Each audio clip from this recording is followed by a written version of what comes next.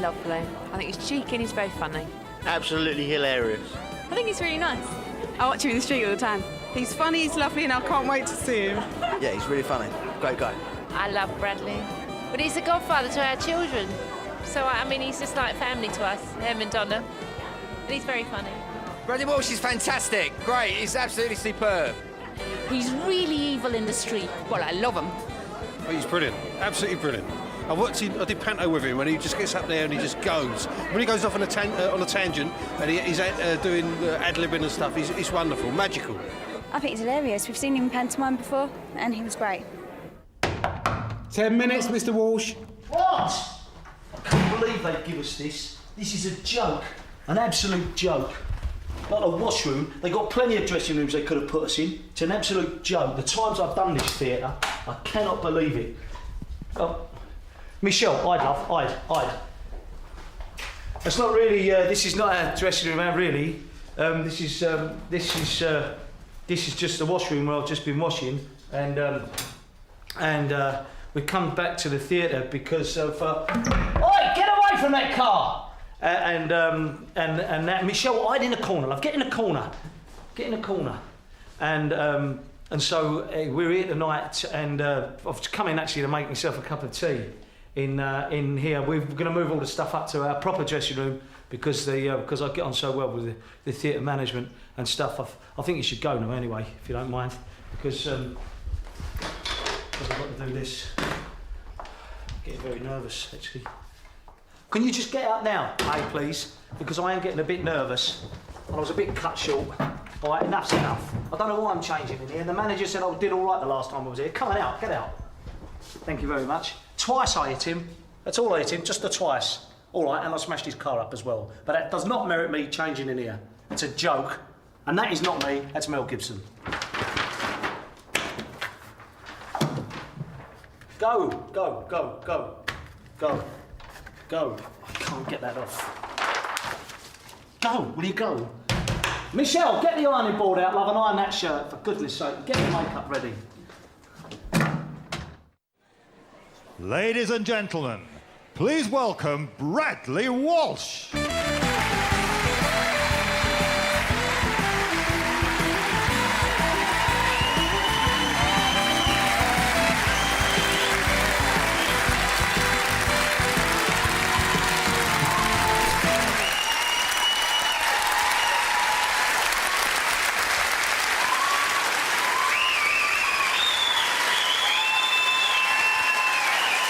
Thank you. Thank you very much. That's very kind. Thank you very much indeed. It's a pleasure to be here, ladies and gentlemen. But then again, I am on heavy medication. Dartford. For those of you who are interested, we are recording this evening a DVD, and which will be on sale later on in the year, just before Christmas. So you can queue up tomorrow. Put your. So you'll be enjoying this show. I mean, this bit isn't going to be in the show. This is a bit I'm doing now before I actually start. I'm going to start in a second. You'll know when I'm going to start because I'll nod. That'll be our signal, and then you can join in. I'll be walking around just chatting, and then I'll nod, and you'll go, "Oh, yeah, it's funny that." You know what I mean? We don't really know what we're going to call the DVD yet. We haven't thought of a title, but we were going to call it Live at Dartford. But then again, that, to be fair, is a bit of a contradiction in terms, isn't it? So, and we didn't really want to confuse anyone who got the wrong intonation on the word live, and they thought it was our directive. Bradley Walsh says, live at Dartford. I couldn't face that responsibility for the rest of my life, quite frankly.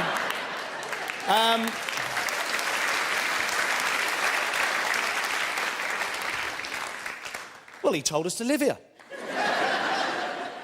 I'm so let down. Can't we go home? Our home was much better than here. Wasn't it, Mum? Ah, yes.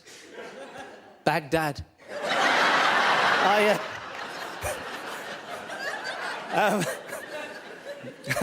Anyway, Just before we start, I've got to say, I get a bit nervous before I come out. I do. I don't often suffer from nerves unless I'm doing a show like this. And just standing there backstage, I had to have a waz before I come out. And what's funny in that, love? I just, you know, I don't know if it's just me. You know, when you get nervous and you need a waz. And that's waz. And the thing is, I don't know what. Is it just me or is it just you lot as well? Does anyone, when you have a waz, does it ever smell of sugar puffs? It does, love, doesn't it? Why does it smell of sugar puffs? I don't know. And what? And Germaline? Jesus Christ, what are you doing?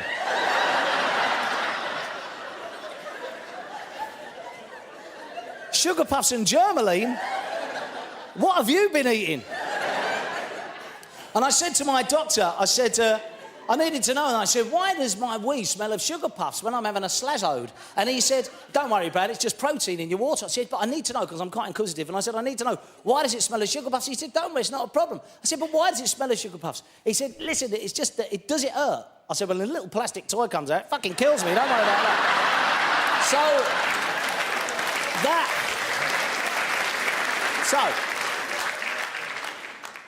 Well, I've got to tell you, it's really nice. It's really nice coming down to Dartford. I'm going to tell you a little bit about my life. I was born in Watford, in Hertfordshire. My mum was from Bells Hill near Glasgow, and my dad was from South East London. And they split up when I was 14. Didn't really get on, hardly surprising. And our house was constantly full of rowing. I mean, it was a very aggressive house and rowing. And luckily enough, I think I escaped all that. Wankers! But the thing is, I couldn't ever, that's a very small condom you've got there, mate, isn't it?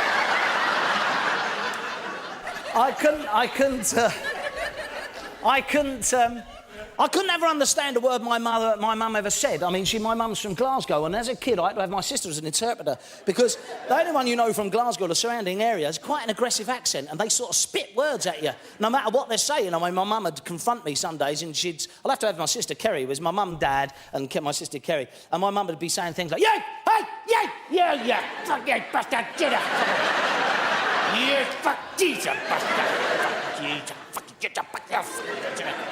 And I say to Kerry, what's she saying? She says, Merry Christmas, here's your presents. And they fought. My mum and dad fought constantly like cat and dog, literally like cat and dog. My mum would get annoyed, she'd piss on the flowers and scrape the side of the sofa. My dad would drop on all fours sniffing people's knackers, that's embarrassing. Especially in parties, get off. We had no toys, and I can remember down our street, a load of kids had bikes. Their mum and dads always bought them presents for Christmas. And I was left out of the present department, me and my sister. And all the kids down our street had a bike. And I can't remember, if you remember in your mind's eye, there was always one kid whose family couldn't afford to buy him a bike, and he had to run after the other kids. They wouldn't give him a crossbar or anything. Poor little bugger had to run because he didn't. Do you remember that kid? Yes, that was me. So they'd be on their bikes, new bikes, and I'd be running behind them like that. And you know when you're a kid, you don't run properly when you're a kid. You run that funny hoppy-skippy type run, don't you? Like... Do you know what I mean? You're like a proper tit, don't you, running that straight? And they'd be on their bikes, they'd be in 10th gear, I'd be going, for fuck. Then I'd be going, I'd try to improvise, I'd be going, dilling, dilling, pretend I got a bell. Dilling, dilling. One day, I just had enough of them taking the piss, so one day I stood on my head. Just stood on my head on the pavement, they all come riding back. I said, what have you done? I said, my chain's come off. And then we also had everyone. Where have you gone? Oh, yeah. We also had every kid down our street had a space hopper. And do you remember space hoppers? Yeah. I mean, they're back in vogue, aren't they? And my mum and dad couldn't afford to buy me a space hopper. And all the kids had have these space hoppers. And they'd be bouncing down the street. And I'd be, but no, I didn't have one. So they'd be down, they'd begin like that. And I'd be at the back with nothing between my legs, just, you know.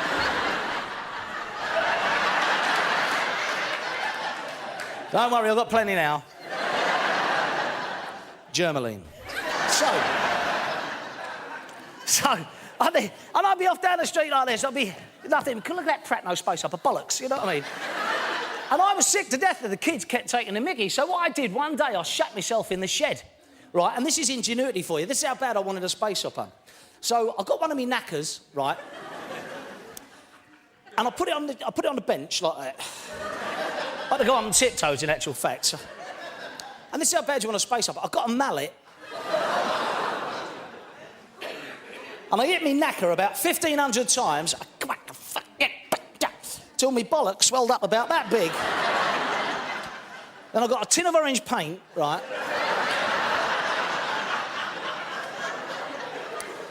Painted a black face on it. I dangled it out my shorts like that. And I was off down the street on my space. It was fantastic. And I got away with it for years. I got an award off the mayor for ingenuity and everything. It was wonderful. I feel a bit guilty about it now, taking it for no reason. But and that was fantastic. Unfortunately, my trousers didn't fit me till I was 32 because the swelling never quite went down. But by Christ, I pulled some birds in discos. They used to walk up to me and say, "Can I sit on your beanbag?" Look again, baby. And the lads used to say, "Brad, come into the bar for a drink." I said, "Yeah, sure."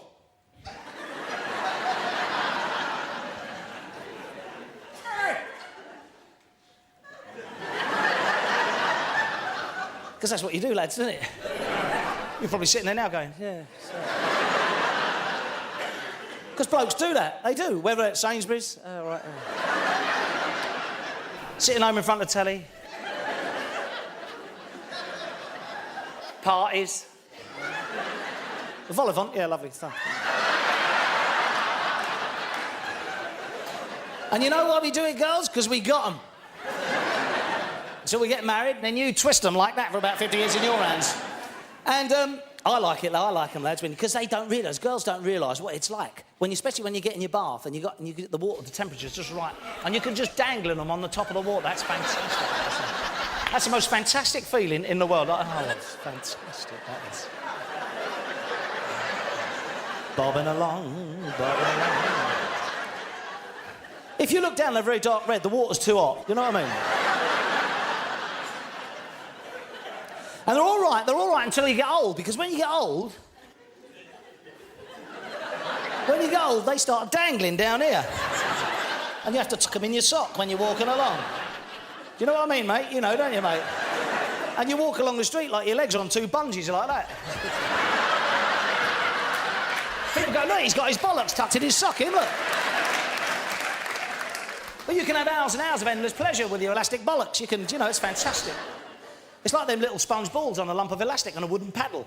You can take them out of your pants and kick them around the room for half an hour, like that. Boing, doing, ding, bong, bong. Catch them in your knickers. Fantastic.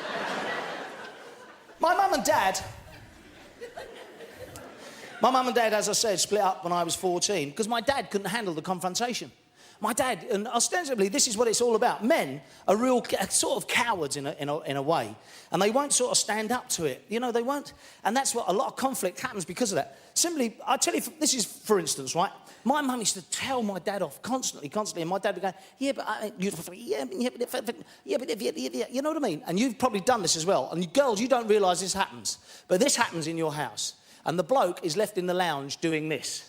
You bollock your husband, he'll be standing there, and you go, like my missus go, hey, you, I told you, that's the last time, I told you to put them curtains up, yeah, but do the better, if you don't put them curtains up, that's it, or mate, I'll tell you what, do the garden, if you don't, yeah, but I think you better, and that's it, because that's the last time, yeah, but the thing, but don't tell me, you're potty useless, yeah, but, and then she goes out the room, and you're left in the room, lads, going,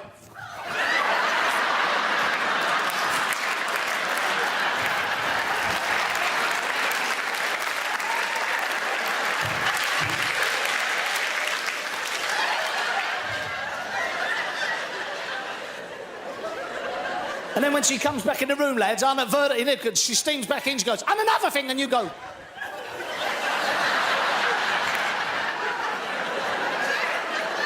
I'll put the kettle on. But my dad couldn't handle any of that. So in the end, I had to, my mum and dad, I said, split up, so he couldn't handle it. And I had to live with my mum, because that was the better option, in fact. Because living with my dad would have been a bit tricky because although meal times in the pub was great. Bath time in the betting office was ridiculous. So we lived with my mum, and through an interpreter, of course. And she did really well for us, actually, my mum. She was great. She's still alive. My dad died 10 years ago now, 11 years ago. And it was really weird because my mum was convinced I was on drugs as a kid because a next-door neighbour who I was hanging around with had taken some hallucinogenic drug. And he thought he was like a stunt driver from a film under this drug. So he broke into the garage, nicked his dad's car, drove around, smashed it up, and ended up in hospital for about 6 months. And my mum was convinced I was on drugs. And as a kid, I liked to play the odd prank, obviously. But I was sick to death of it, keep asking, are you on drugs? No, I'm not. You on drugs? No, I'm not on drugs. And so in the end, I thought, oh, well, bollocks, I'll just say I am. So I didn't really. She asked me one day, I said, Mum, I'm not on hallucinogenic drugs. I would never take a drug like that. I would never take a hallucinogenic drug, break into the garage, nick the car, drive it down the road and smash it up, end up in hospital. I would never do that. Besides, I'm frightened. I can't go in the garage because that big yellow dragon, that pirate ship full of ghosts is very scary. That freaked her out. So, and she got this new lease of life. My mum ended up with a new lease of life. If you ever get divorced or something, women turn into Madonna. Bam! Even if they're 80.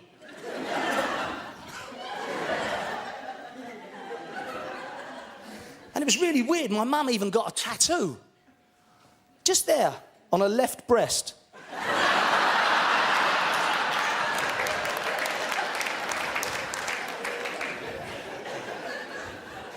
Really odd. You know what I mean? And so I couldn't handle living with my mum too much because you know what it's like. You're living with your mum. I left her Watford when I was 34 and went to live in East London. Now there's a place. Yeah.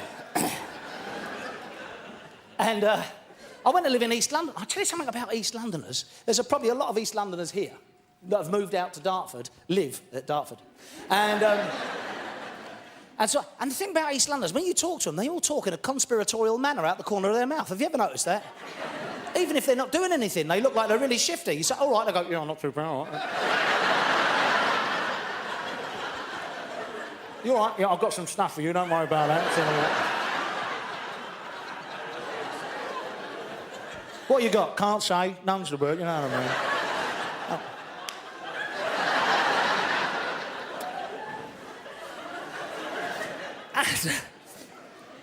And my father-in-law is just like that. All right, son, how's it going? All right, great enough. And when I went to East London to live with my girlfriend, I lived in Beckton, in actual fact. And so I met him, and he was great, but he talks in some sort of East London code. You never know what he's talking about. You talk to anyone from East London, and often they do this. They go, I've told him.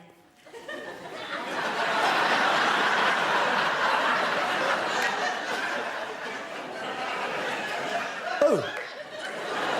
Say no more.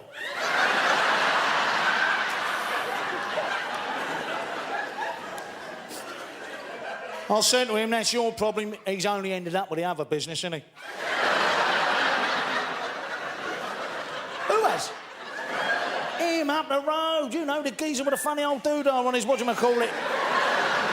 Who? Him who's married to the other bird with a dirty, great big thing and a lovely old doodah. She's only ended up with the other business and all I've told her, that's it. Who are you talking about?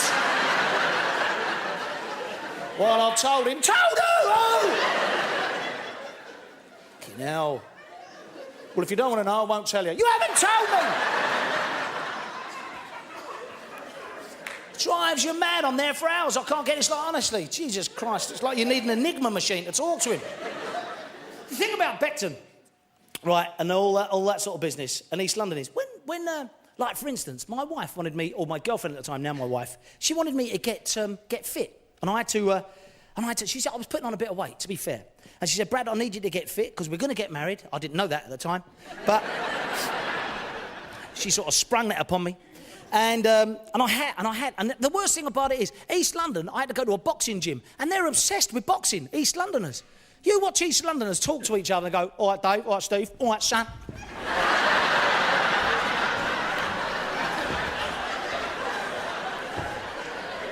What's that all about? I used to drink in a pub called the Paul's Head in Canning Town, and there was two bricklayers, Steve Holmes and Dave Phillips, used to walk up to each other every night in the bar, go, all right, Davey boy, all right, Steve, come on, son. Yes. Whoa, nearly edge, son. Yeah, go on. Why not a handshake? What do you want to drink? That's all it takes. Yeah, go on, go on, go on. I've always wondered if Frank Bruno ever walks up to Nigel Benn and said, all right, Frank, all right, Nigel, want to build a wall? I bet that don't happen. They're mad. And I went to watch West Ham. And I walked towards the ground. My father-in-law took me. I'm going to watch the football, son. And it was the first time I'd ever seen people in full kit going to watch a football match. And Julian Dix was the hero at West Ham at the time. He was left fullback. Julian Dix was a big, hard player. You know what, hard player. And I walked past a pub on the corner called the Bowl Inn. And as you walk past, there's blokes there, 50-odd. Big fat gut, no hair, pint, fag, pie. But they're wearing full kit. Proper shirt, shorts, socks and trainers to the game. What do they think, they're going to get a game? You know what I mean? What are they hoping for? Alan Pardew's going to run out and go, by the way, what's his name? Michael Carrick can't play today. Don't worry, boss. Get that fat bloke in the crowd. He's all right. He's got his kit on. Oi, fatty, come down and have a game. Come on, son. Finish your pie first, but hurry up. We're in having. And I watched these blokes drinking outside this pub and went, oh, what they're going to and they had the name of the player on the back, and as they turned around, it said Dix across their back. It's mad. And this is not. And when you go into a football match now, what happens is they have to search you. And I got a search going into this football match in West Ham. And they searched me for cans of beer. So two blokes in front of me had a can of beer each. Oh, can we have that? What's the matter with that? Now, they get it confiscated. But that's okay. I don't see a problem with that. If that's the case, though, you know, like, round-wise, a can of beer is that round. It's probably about that big. Isn't it? How does the bloke with the fucking drum get in?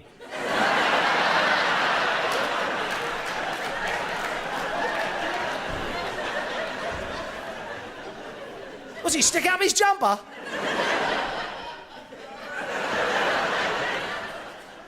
Ticket. Search, arms up.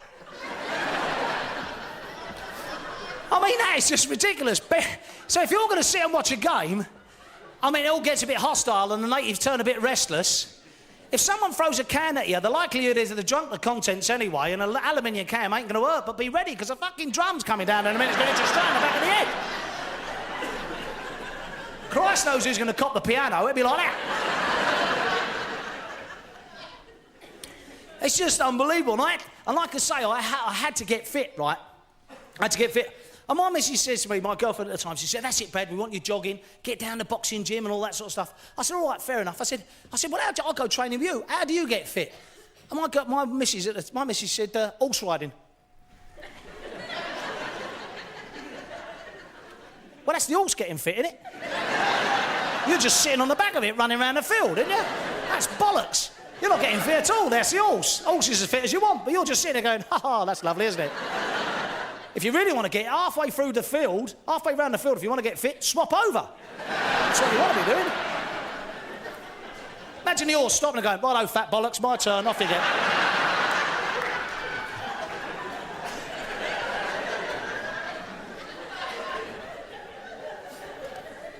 So I had to go, and I had to go jogging with all the boxers. Oh, Jesus. Have you ever been jogging? What's that all about? If jogging is so good for you, why aren't they laughing? You watch joggers, they're like this.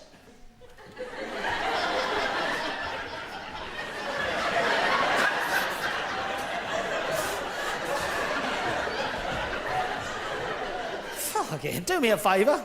If it's so good, they should be going like this.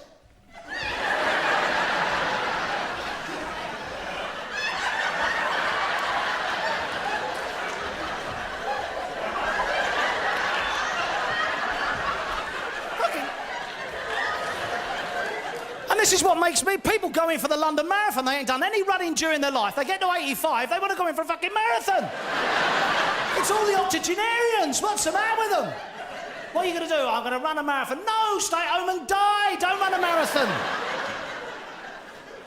You see them in the London Marathon. They're at the back like this. Full kit.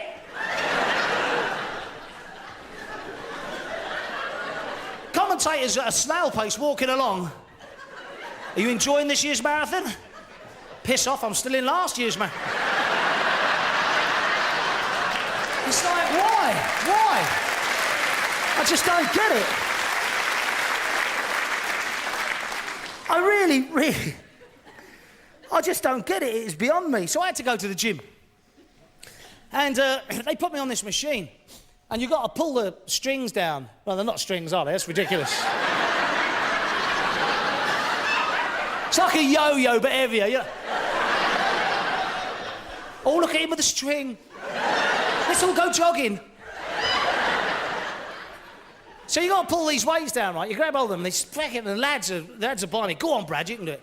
And I got this, it's 2 hours, right? 2 hours. I'm like...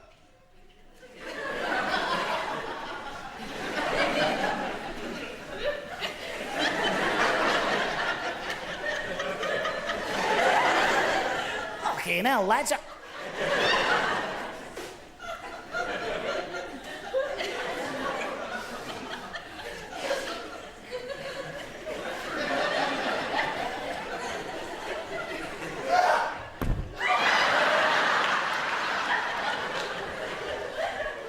Well, 2 hours that's no good. 2 hours of doing that is crap. Because you get in the shower, you can't lift the bastard soap. You're like...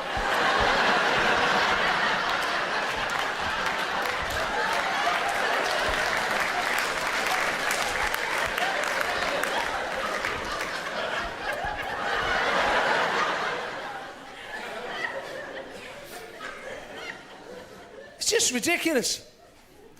We ended up, we went on our first holiday. And she said to me, my wife, she said, you must understand she's my girlfriend at this time, I'll tell you the story. And she said, oh, we're going to go on holiday. I said, oh, great, good, I'll go and get some pamphlets. Not pamphlets, brochures. Why do I need a pamphlet? I know how to go on holiday, that's all right.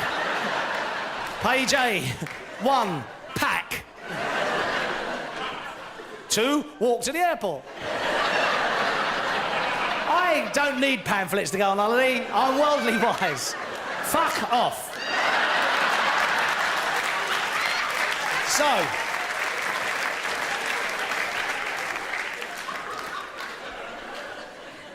I got a brochure. I threw the pamphlets in the bin.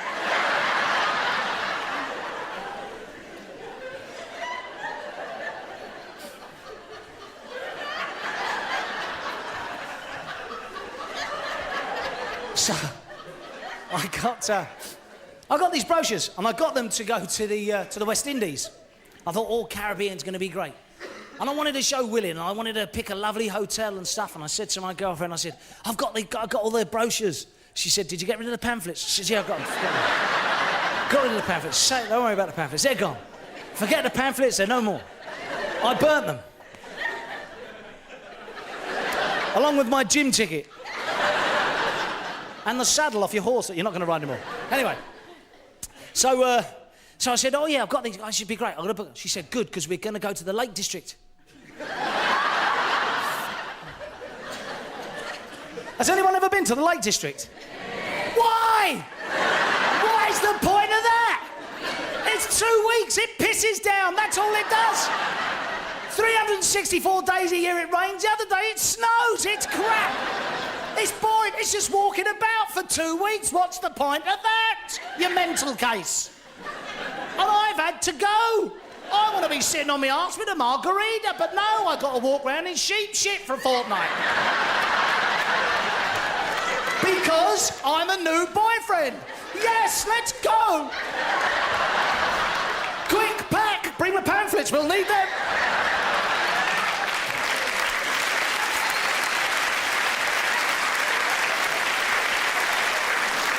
What is that all about? The Lake District? Jesus H. Christ.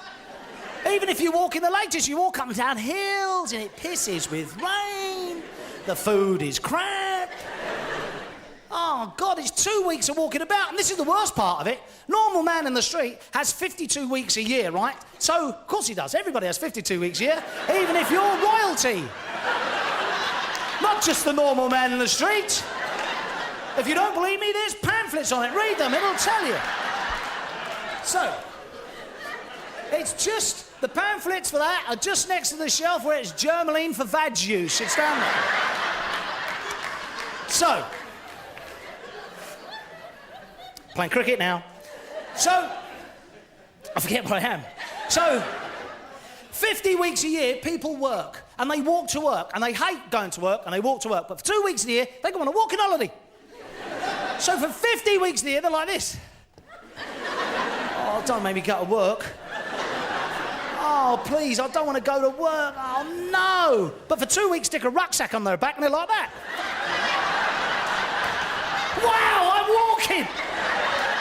Fucking, this is great. I've never walked like this before.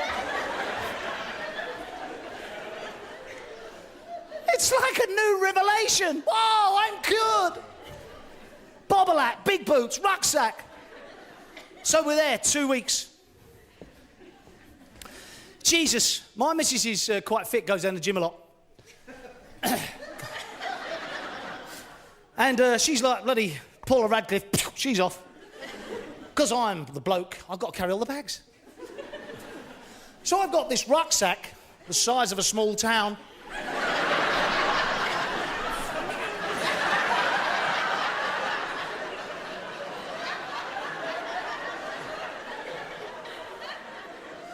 One more cup, I'm going to be like Buck a fucking Roo. I'm going to kick it all over the fucking...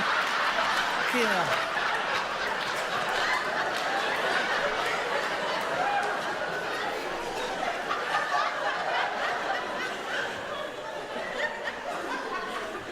Days I'm like this.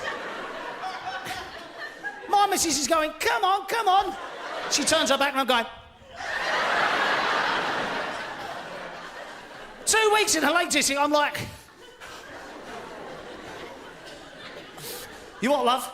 No, no, no, I'm glad we didn't go to Tenerife. Oh, yeah, look, another mountain.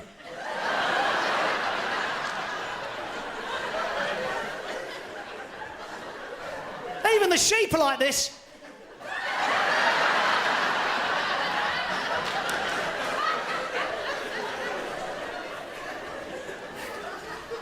There's a pub near Lake Windermere. I think it's called the Lamb and Flag. So we sat there for lunch. And I'll never forget it. Alan and Carol from Newham. Sat down. He turns around to me and went, oh, it's you. I went, yeah, it's definitely me. They always say that, oh, it's you. I said, yeah, it's definitely me. He went, isn't it great? I went, no, quite frankly, I think it's crap. By this time, by the way, my girlfriend had gone to the bar, right? I couldn't get in the pub because the doors weren't wide enough for that fucking rucksack I got on my back.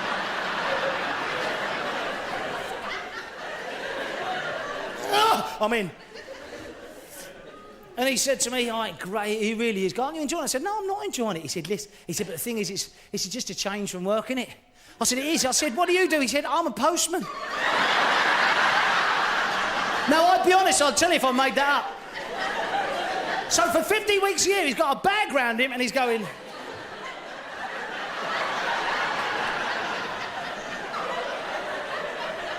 But take the bag from there and put it on his back, he's like...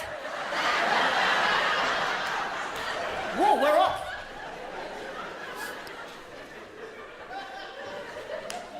Oh, God.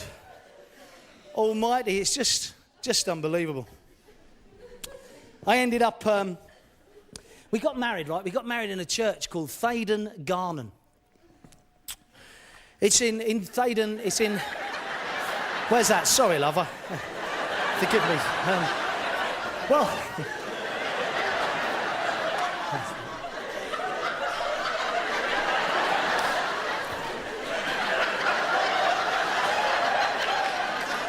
For those of you who didn't hear her, she went, where's that?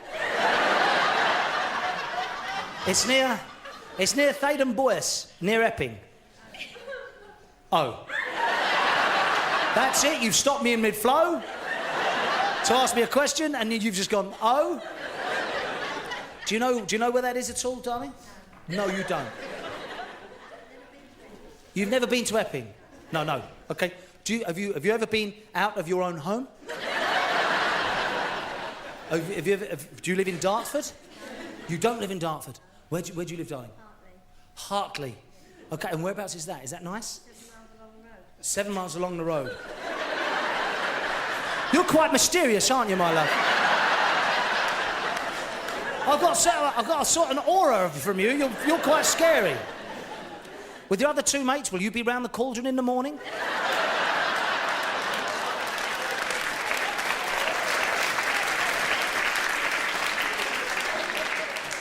Don't say sorry. Don't say sorry. You're on the Christmas DVD. You're not getting paid, so bollocks. But it's nice. Thanks for. So.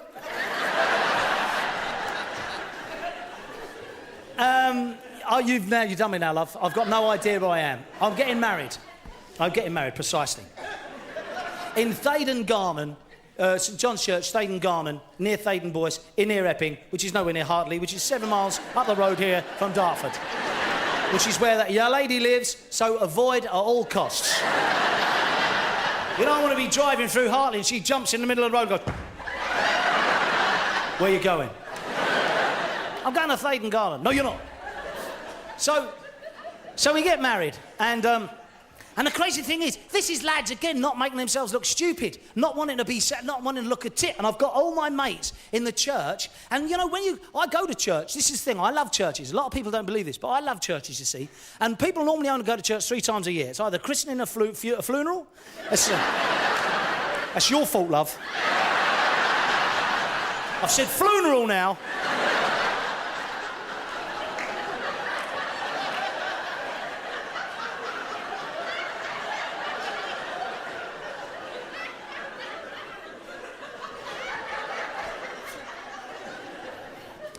It's either christenings, funerals, or weddings, right? So when you go to church, and this is what, because if people who don't turn up regularly, this is what the vicars do. The vicars start the songs too high deliberately just to fuck everyone up. I'm sure it happens. Like my mates all turn up to the wedding, they're all sitting at the back because they have to sing. And when you're at school, you only learn little bits of the hymn. You don't actually know the whole hymn, but the vicar knows all the whole hymn. It sounds like, our wedding sounds like Old Trafford, like the crowd would come. It was unbelievable, honestly, it's true. So you'd be sitting there, and all my mates would be at the back hiding, keeping their heads down. They're going, the green hill, far away, without a city wall. Yeah. Steady on, lads. The vicar would be like. Because they don't want to make themselves look too much of a tit. And this is what the vicar does. He starts the songs too high.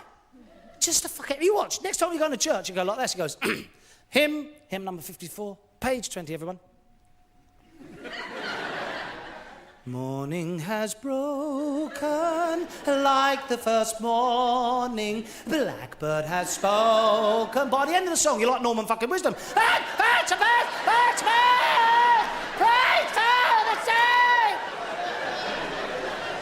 can't get on my wife's shoulders to get to the end of the song. I had to take a Moroccan tumbling route to form a pyramid, so I got in a van, I'll get on the top. And you watch Songs of Praise. It's celebrity gone mad now because Songs of Praise is like an audition. Honestly, it's true. It's true. It's unbelievable. Like, it is just gone completely bonkers. For instance, our church, normally, you get 30 people in on a Sunday morning, all right? Songs of Praise comes, the TV cameras comes, it's like Highbury. You can't get in there. You can't buy a ticket for love nor money. And you watch them, watch people on Songs of Praise as the cameras come across and they start singing, they go... And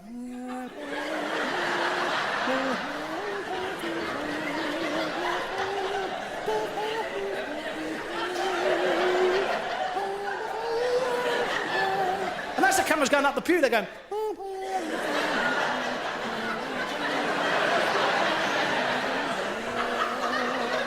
Fuck off.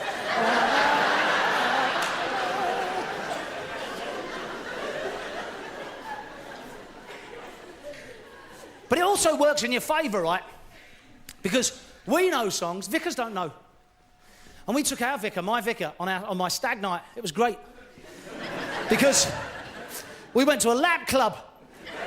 And it was really funny watching him at the back of the room going, "Get your tits out for the lads. Get your tits out for the lads."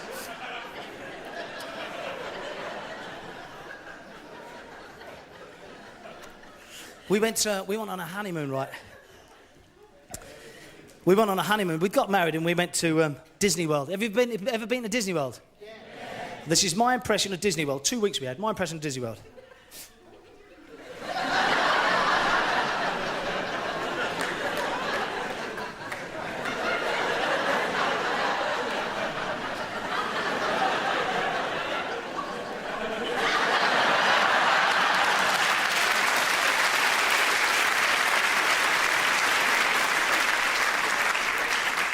It's all that about, just 2 weeks of queuing up, because we're good at it. And just to wind you up, there's signs through the park that says 40 minutes to ride, 30 minutes to ride, 20 minutes to ride, or 10 minutes to kick someone's teeth in, because it just drives you mad. Anyway, first night of the honeymoon, we was in, we was on this beautiful hotel. It was a Lake Buena Vista hotel, overlooking Lake Buena Vista. So, we're in the hotel. My wife's on a bed, right? First night of the honeymoon, Disney World. I'm going to take her on a white knuckle ride through the land of sex. I'm really going to get stuck in. I'm not going to take any prisoners whatsoever. My wife is on a bed you could land a fucking plane on. It is massive. I'm in the ensuite bathroom like that. I'm looking pretty good. I haven't got a stitch on. I'm going... You know, I've splashed out on a new bathrobe. That's because I've got a urine problem. Do you know what I mean?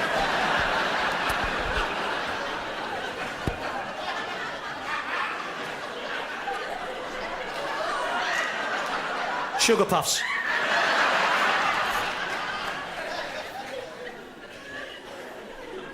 First night, Disney World. Sex is on the menu. My wife is fit, but I'm going to catch her in the end. Don't you worry about that. I burst into the room. I went, "Come on, baby, let's do it." And there was a queue at the bottom of the bed. There was a sign in front of me that said 40 minutes to ride, and I thought, well...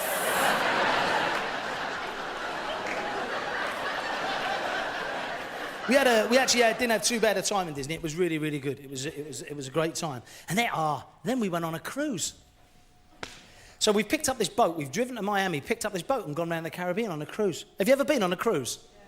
Yeah. On a ship, big ship. Yeah. Unbelievable. I've got to be honest. Those of you that have never been on a ship, this is what it's like. And for those of you that have been on a ship, you can bear me witness. This is absolutely what I've never been on a big ship before, and I was crapping myself. I thought, I'm not too keen on this. I'd seen Titanic. I'm fucking hell, not having it.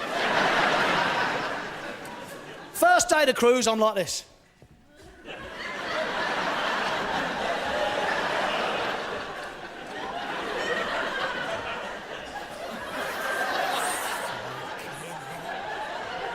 I'm not on the ship, I'm pissed on the quayside, mate. You know what I mean? So we get on the ship, and the first thing that happens to you when you get in your cabin, and the cabins, you know when they show you, you know if you ever get a cruise and the picture, you see a little picture in the brochure of the cabin, that's actually how big the cabin is. My wife kept saying to my wife, "Get out of the room." She said, "What, I want to open the fridge? I ain't got the room, just get out." Used to turn over at night and the bloke in the next room say, "Don't take all the quilt." They're tiny rooms. First thing that happens when you get on the ship, captain comes on and it goes, "Ding dong. Ladies and gentlemen, captain speaking. Please, will you all go to the muster stations? This is regulation for our cruise line. Please go to your muster stations, pick your life jackets in your room, please. Bring them to the ballroom. We are going through an abandoned ship drill. This is an abandoned ship drill. This is not for real, ladies and gentlemen. Please come to your muster stations. Thank you." So, we all pile up to the... All got up to the thing. I've got me the doodah under the whatchamacallit. All right. So they're all in the ballroom. There's about 300 people in this ballroom. And he goes, "Ladies and gentlemen, right, please place all..." And they do them with you. "Please place the life jacket over your head." So you place the life jacket over your head. And I say, "Now, get the tapes, pass the tapes around your body twice, and tie them in a neat double bow towards the side and front of your body." Now, I don't want to be old-fashioned, but if the ship is sinking, I fucking don't care whether that knot is round the front or round the back or round... You know what I mean? I don't want to be getting in a lifeboat and someone saying, that knot's a bit more round the back, sir. I think you better get to the back of the queue. Sorry, yeah, so you stand there for the next 20 minutes going, I want to miss me place.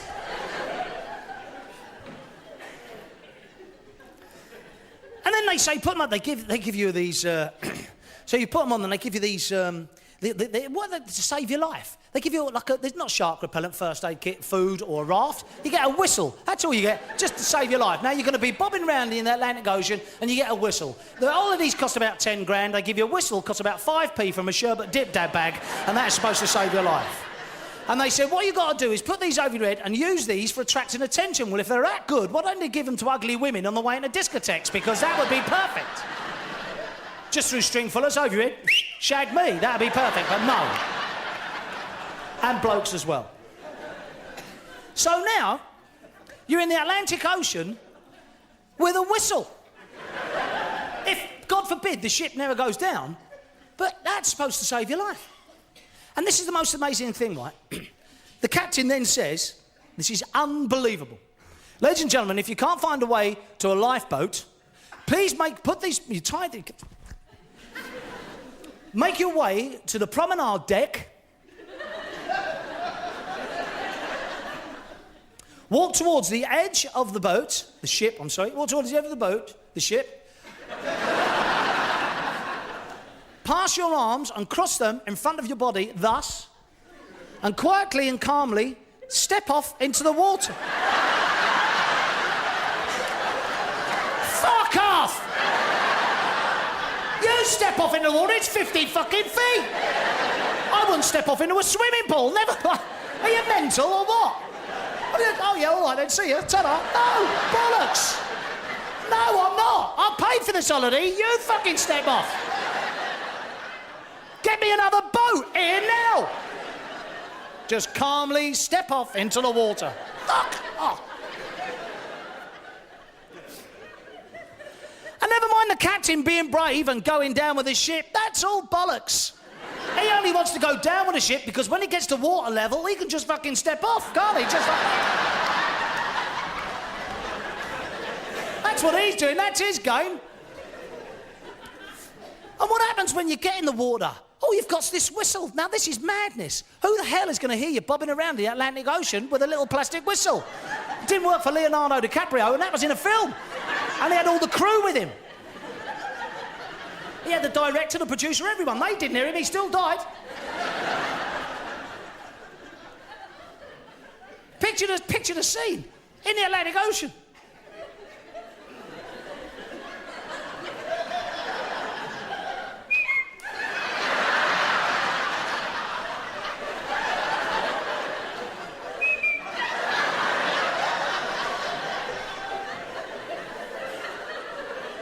In mind, the fellow's going to come and rescue is an RAF Sea King helicopter pilot, inside of which, by the way, it's 110 decibels, so he's wearing a crash helmet and earmuffs. But he's still going to hear you bobbing around the Atlantic with your little plastic whistle. I don't think.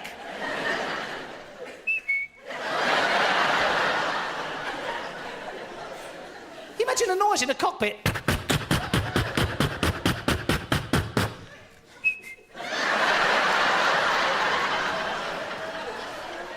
Imagine a conversation in the cockpit. I can hear a whistle. Bollocks.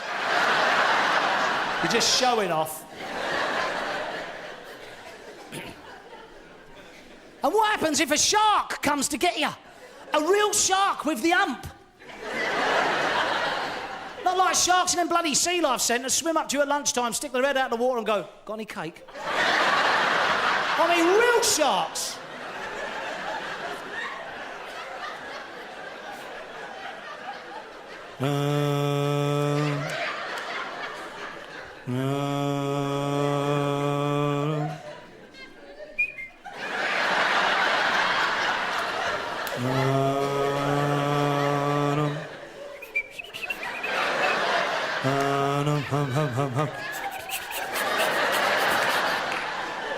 Can you imagine the head shark going, oh, lads, he's got a whistle.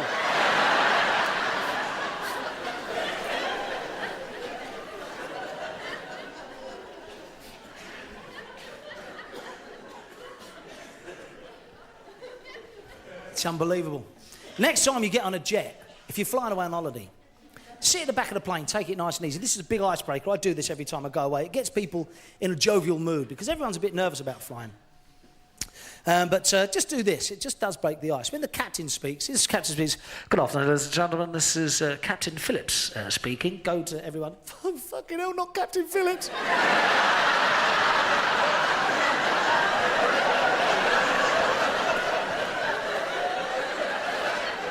Mark my words, everyone on the plane will be going, why, what's the matter with him? What's he mean? What does he mean? I don't know what he means.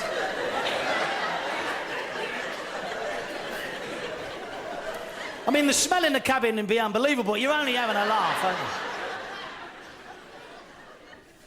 What happens to you when you come home off your honeymoon?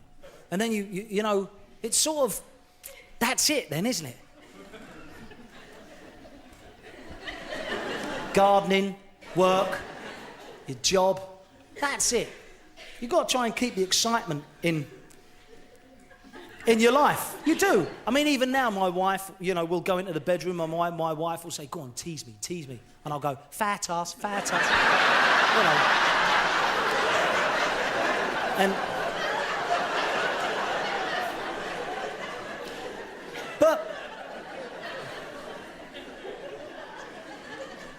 I mean, what have you got to look forward to? You'll be there in your front room after Sunday afternoon on the beer. All that sort of stuff. You'll be lying, all the dribble will be coming out of your mouth.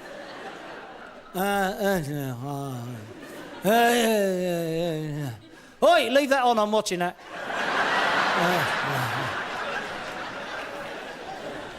That's what your life is left for. That's all it is now. And then you'll get cramp in one leg. Have you ever done that? Where one of your legs goes to sleep? Jesus, that's painful, that. You'll be lying there all afternoon, you get up and you go, oi, no, don't do that.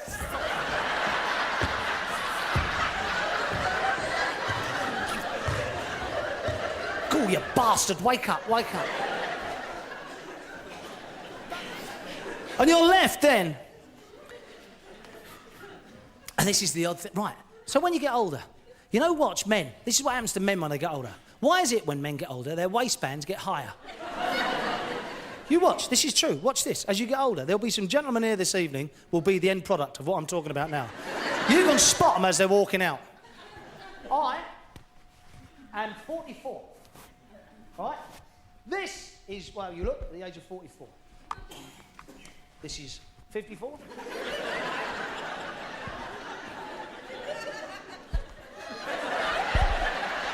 64.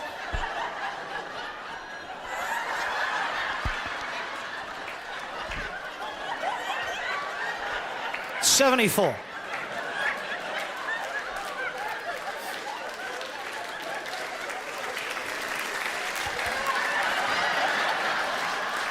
Still a remnant of his space opera, that is. And I got an Uncle John, right, who's just like this.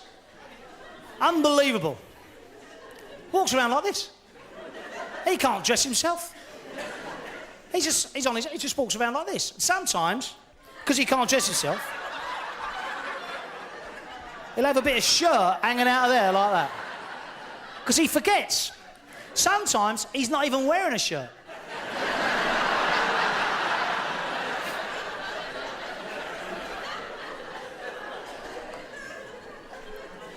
They can't, you know, they can't do their barnet. They can't do their hair because they can't be, you know, the old rheumatism sets in. They can't do it. They're all like this. This is what happens to you when you get old. Yeah.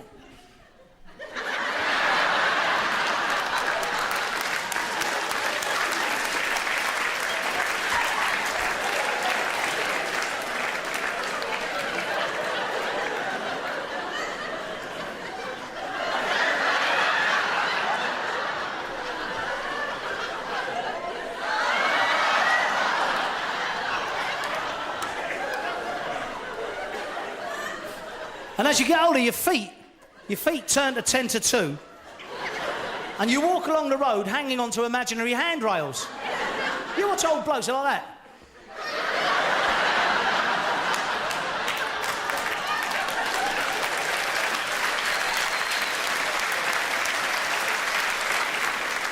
If you know anyone like this, You can have hours and hours of endless pleasure because if you call them by their name, it takes them ages to turn around like an oil tanker. It's true, they'll be walking along the street like this and you go, "Hey, Charlie!" And they'll go,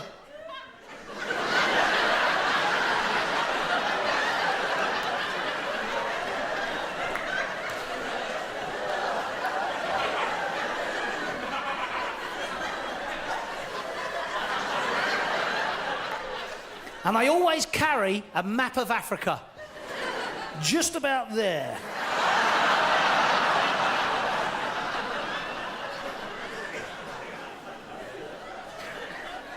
Doesn't happen to women, only happens to men.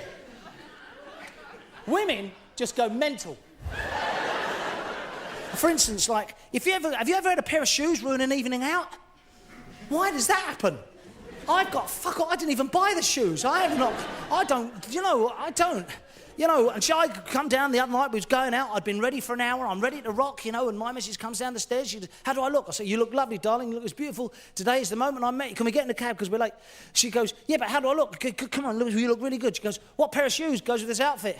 Oh, fuck. Ask me one on nuclear physics, please, don't ask me that. What pair of shoes goes with this outfit? Quick. Oh, but it don't matter. Yes, it matters. What pair of shoes goes with this outfit? We don't, honestly, come on, for once in your life, make a decision. Them ones. What's the matter with these ones then? And then she'll go up the stairs. Well, now, I ain't even had a row. I haven't started. She'll go up the stairs. Fucking shoes, you know what I mean? Jesus Christ. Bringing Jesus into the fact that she can't choose a pair of fucking shoes, you know what I mean? As if it's my fault or his fault. As if Jesus... What? I said, why have you brought Jesus into it? Well, he must have worn shoes. What are you talking about, you mental case? 2,000 years ago, can you imagine him with his disciples in the desert? What do you reckon, lads? The flip-flops or the lace-ups? What do you think? You know what I mean? It's bonkers. It's just women. And like, when we had the baby, our boy's called Barney, I come in one night, I'll never forget it. I was working in London, I'll come in, and I wanted to watch the football. My missus and son were there. We just got a normal front room, no stage or backdrop or nothing like that, so... So I've got the zapper, and I'm there, and I'm zapping through the car. I've got to watch the football. My missus is going, Brad, stop watching that. Look at him. Look at him. He's smiling. And like all lads go, yeah, well done. Yeah, well. He's smiling. How hard's that, for fuck's sake? He's smiling.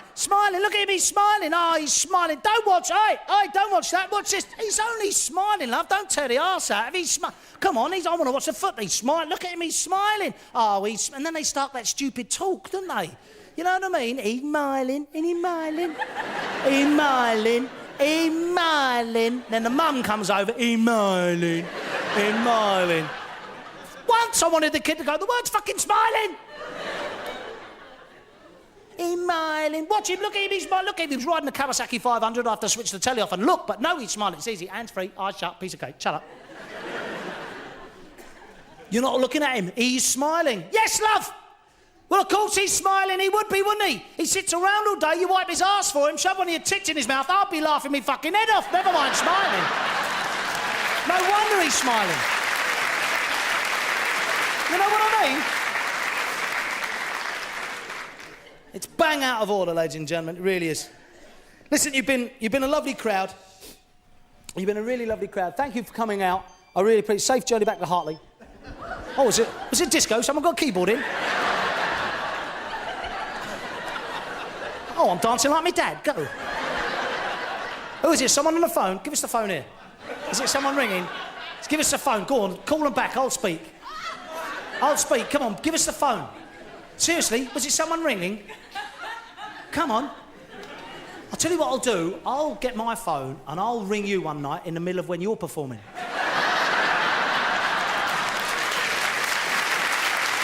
Give me the phone.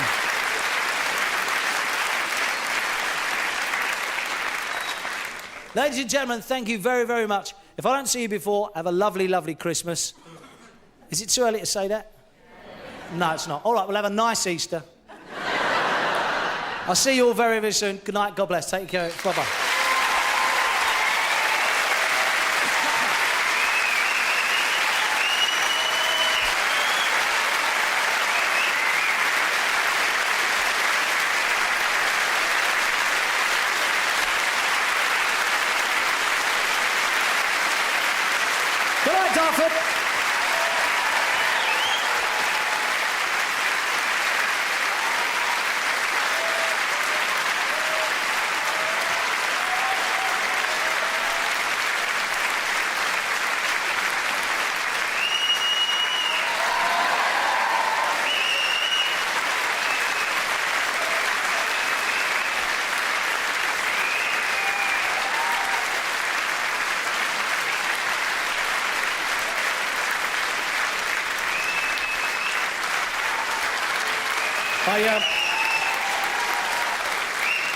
Before I go, I must just quickly tell you that please support your local theatre, folks. It really is. It's a fantastic gig, this. I love working this. I did panto here.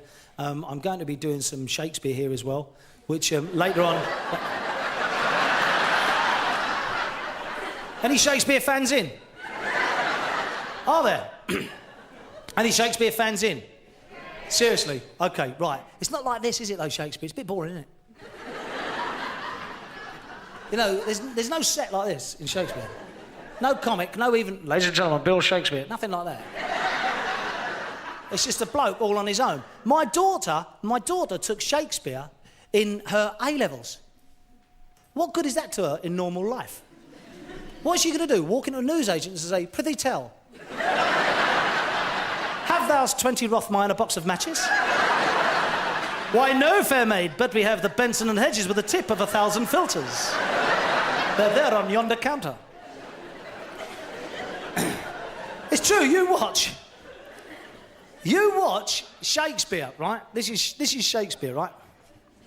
You watch it. Bloke, cloak, crown, flip-flops. Shut up.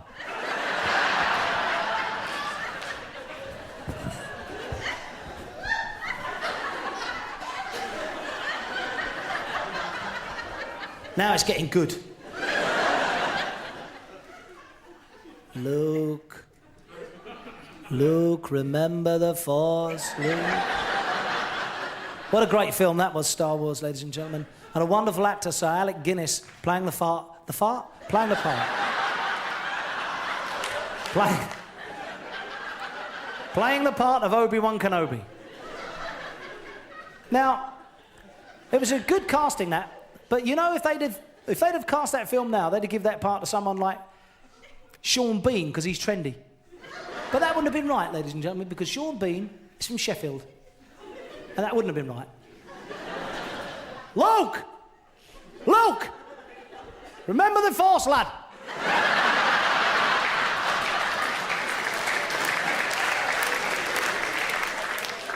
Get back, get whippets fed, tape Emmerdale.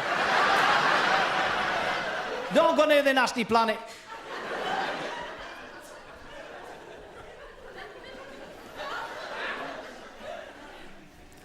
Oh, you hear voices, do you? Yeah. I'm a big fan of Star Wars, right? I am, yeah. I hear voices. But it's not like I am a bit possessed. I'm not by the devil or nothing like that. I'm possessed by George Formby. It's quite scary because it's like the Exorcist film. I've been to Harley Street and everything to get treated, but it doesn't work. I've had loads of pills and all sorts, but it just don't happen, right? I can lie in my bed. It's really bizarre because I'll be sitting there, all my family, just like the Exorcist film, be around my bed, be lightning and thunder coming out the ceiling. And I'll sit bolt upright and my head will turn 360 degrees. All goes green and I puke up over everyone. And just as they're cleaning it off, I go, "Turned out nice again, isn't it?"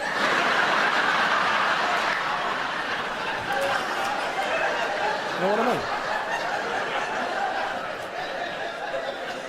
It's a bit scary, that. They had... there's a book called The Making of the Film Star Wars, and I've got it at home. It's an annual... It only comes out once a year.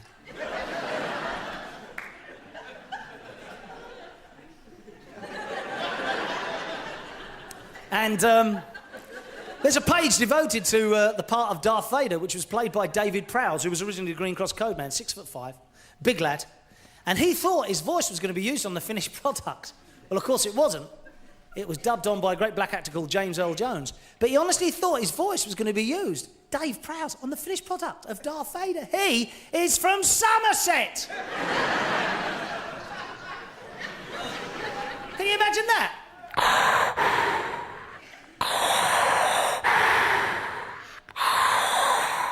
I find your lack of faith disturbing.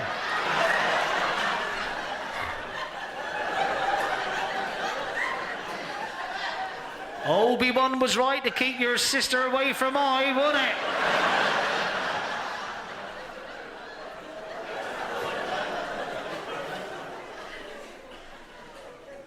it? It just is. It's just very, very, very bizarre. And so Shakespeare. And you know why? You watch Shakespeare goes, thou art this, how thou. Thouest artist thou, but thou is dark is thou. It's bollocks, isn't it? I mean, what's that all about? They ought to give it to proper actors, but they won't give it to proper actors because proper actors, they are the Royal Shakespeare Company, of course they're proper actors, but lads that want to do it because there's no money in it. It's like tuppence halfpenny a week. Do you know what I mean? Like lads, Michael Caine and them don't want to do it. I mean, Michael Caine and someone like Bob Hoskins would be brilliant in something like, can I borrow your glasses, mate? Can I borrow your glasses, please? I'm going to do an impression of Michael Caine. Pass him glasses forward. Thanks, mate. Now, I'm going to do an impression of Michael Caine, right, in Hamlet. And this, I bet you pulled some ugly birds with these on, mate, ain't you? Eh? Eh? Fucking hell. You want to chuck these in a bin and get yourself a Labrador, mate? Fuck.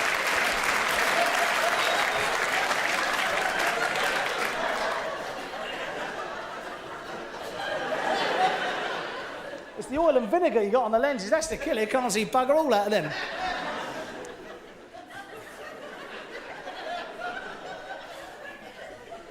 Half make your tits look big, love, these. Oh, they are big, hurrah! Everyone, jump on. Take your shoes off, bit like Bouncy Castle. Right.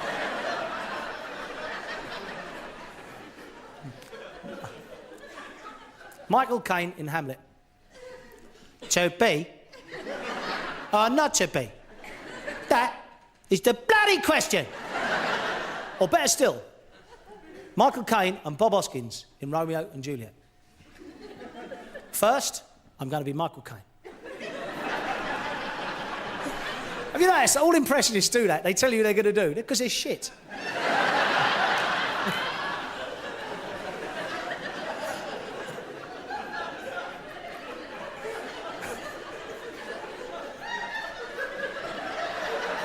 It's true, though, isn't it?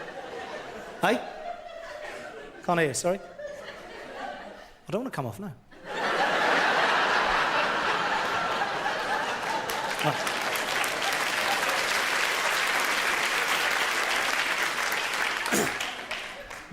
Hey!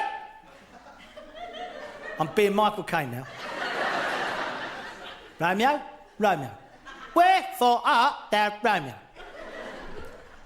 I'm going to be Bob Hoskins now.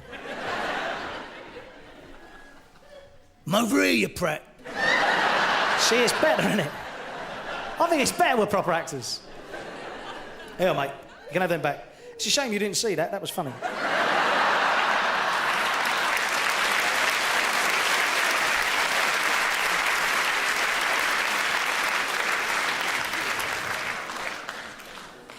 Look after yourselves. Have a safe journey home. And I'll see you all in the bar. Good night. God bless. See you soon. Take care. Bye-bye.